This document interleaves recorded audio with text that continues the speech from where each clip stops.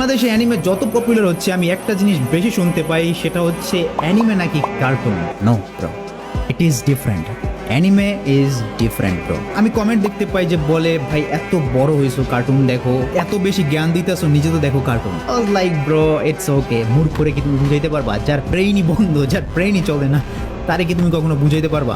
No, কোনোভাবেই তুমি এটা অ্যানিমের সাথে মানে কার্টুনের সাথে তুমি মিলাইতে পারবা না। এখন তোমরা একটা জিনিস বলবা যে ভাই তবুও তো অনেক মানুষ বুঝতে চাবেন। আমার ফ্রেন্ড বা অন্যান্য মানুষ আমাকে বলে যে ভাই কার্টুন দেখো, এইগুলো আমার চেতায়, এদের মুখ কিভাবে বন্ধ করবো? দরকার নেই ভাই, কোনো মুখ বন্ধ করার দরকারই নেই।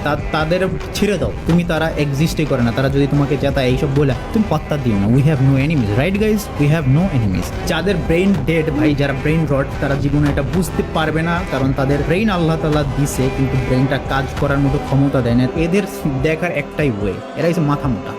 এদেরকে কিছু বলার দরকার নাই। এরা যদি কার্টুন বলে ওকে ব্রো কার্টুন, বাট দেখতে পারো তুমি চাইলে। আর সবাইকে দেখানোর দরকারও নাই অ্যানিমে। আমি মনে করি যারা ব্রেইন রট আছে তাদেরকে ব্রেইন রটে থাকতে দাও। তাদের যখন ব্রেইন ডেভেলপ হবে তখন অ্যানিমে দেখতে পারে। বাংলাদেশে